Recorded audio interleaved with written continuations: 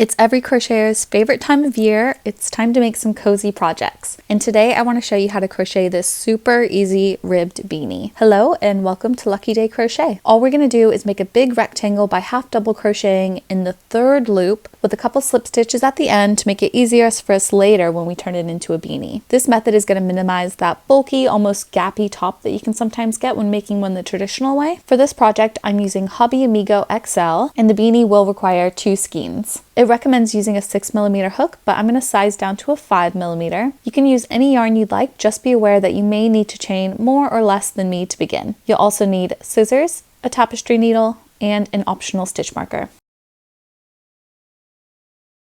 Make a slip knot, pop it on your hook, and begin by chaining any number plus 1 for your turning chain. I'm doing 50 plus 1, so 51 chains. Your chain should measure roughly 13 inches, or from the tip of your nose to the crown of your head. If you're wanting to make a particular size, then there are a lot of helpful guides that you can Google to figure out how long your starting chain should be. Once you're ready, you're going to take your chain and turn it over so that we're looking at the back, because we're going to work all of our stitches into these back bumps. So skip the first chain and work a half double crochet into the second one. If you need a refresher on this stitch, all you do is yarn over, insert your hook and pull up a loop, then yarn over and pull through all 3 loops.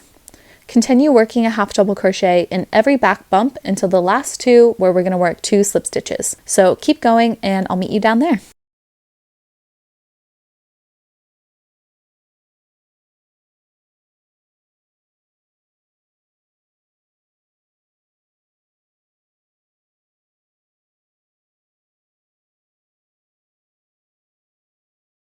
Awesome, so as you can see, I have 2 chains left, and all I'm going to do is work a slip stitch in each. The only thing that you need to be mindful of is keeping a fairly loose tension, as slip stitches can be quite hard to work into if they're made with a tight tension.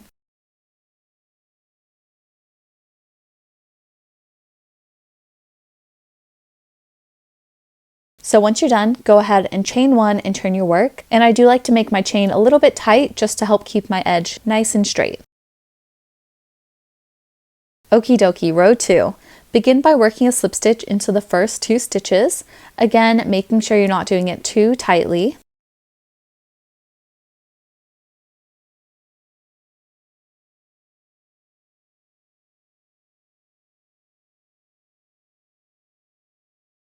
And now we're going to begin working our half double crochets in the third loop. So let's take a second to learn the anatomy of this stitch. When we look at it from the top, these 2 loops that look like a little V are the stitches you would normally be working into. Now if we look at it straight on or from the side, we can see another little V being formed here. This top one is the front loop of the top V, and this bottom one is the third loop. This is the loop we're going to be working all of our half double crochets into. So start by yarning over and then insert your hook into this loop going from bottom to top. Yarn over and pull through a loop, then yarn over and pull through all 3 loops. Super easy, right? Continue working half double crochets into the third loop of every stitch all the way across to the end. I'll continue showing you a few and then I'll meet you at the end.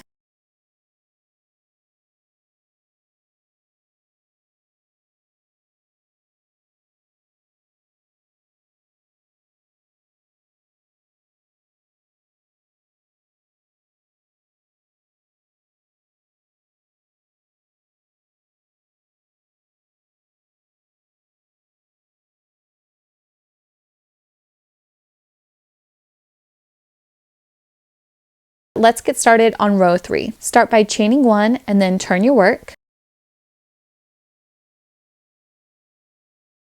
And all we're doing is continuing to work half double crochets into the third loop all the way down to the end, where we'll finish by slip stitching in the last 2 stitches.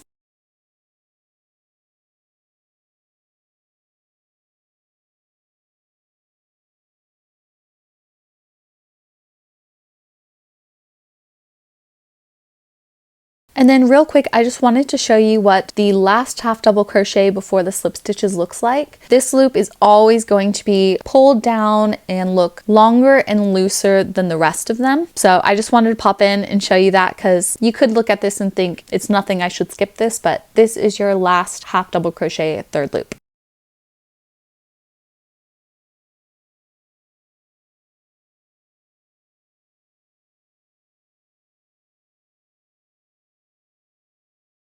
And so now you're going to continue repeating these 2 rows, either starting or ending with 2 slip stitches and half double crocheting in the 3rd loop for the rest. If you're having any trouble figuring out where your first and last stitches are, then don't be afraid to use your stitch markers to help you keep track. But so take a screenshot and just keep making your rows. Alrighty, so I'm about halfway through my beanie and I'm ready to attach my second skein. There are a lot of ways to do this, but my favorite way is just to make a knot.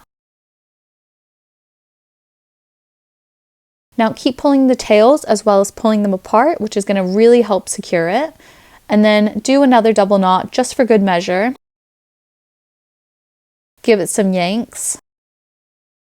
And now you can continue working on your beanie, and I'll see you at the end. I've used up nearly all of my second skein, but I'm really happy with the size of my beanie. I can't fit it all on camera, unfortunately, but it fits snugly around my head, but not so tight that it's uncomfortable. Once you're happy with yours, make sure that your final row is one where you began with the slip stitches, and now you're at the bottom of the beanie. And we're gonna seam the sides together so we can turn this into a big tube. First, we need to figure out which side is the right side and which is the wrong. Up here under our slip stitches, you can see all these little bumps. This side is the wrong side. So fold your rectangle in half with the wrong side facing out and line up all the edges, and we'll start seaming. Start by making your chain 1 if you haven't already done that, and then turn your work. We want to mimic the ribbing for a more seamless look, so insert your hook into the 3rd loop of the first stitch on the side closer to you, and then insert your hook under both loops of the first stitch on the other side. Then once you're ready, you can go ahead and yarn over and pull up a loop, then pull through the loop on your hook, and that's our first slip stitch. Continue slip stitching across the row, insert your hook into the 3rd loop of the closer side, and then under both loops of the next stitch on the farther side, and slip stitch them together. Super easy. Continue like that all the way across until you reach the end, where we'll slip stitch our slip stitches a little different.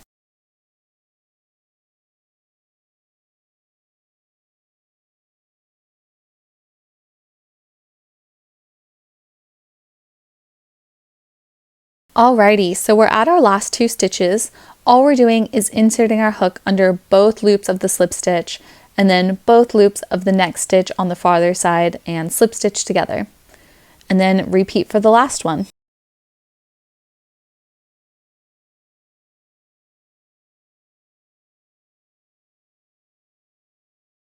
And now you can chain 1 and get ready to fasten off. We want to have a nice long tail to close the top of our beanie, so I like to drape it along the edge a few times for a rough estimate of how long the tail should be.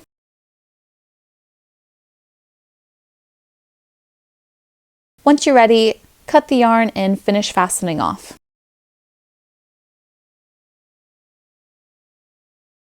Now we're going to weave this back and forth through the top. So grab your tapestry needle and get it ready. Insert the needle going from the outside to the inside, moving it away from you through this little hole right above our starting point. It's to the left of this first ridge. Now find the next little hole next to the next ridge and bring your needle from the inside to the outside, so bringing it towards you this time. And now insert your needle into the next hole going from the outside to the inside, and then bring it back out through the next hole going from the inside to the outside. Continue like that all the way around, and I'll meet you at the end. Alrighty, now we're back at the beginning and we're going to pull our yarn to close the circle. So just pull, pull, pull. You may notice that there's still a tiny little hole. You can fix that by weaving the needle back and forth a few times, going from one side to the next, keeping a nice tight tension. Once you're happy, then make a knot by not fully pulling the tail through, leaving this little loop. Insert your hook and pull. Do that a few more times so it's super nice and secure.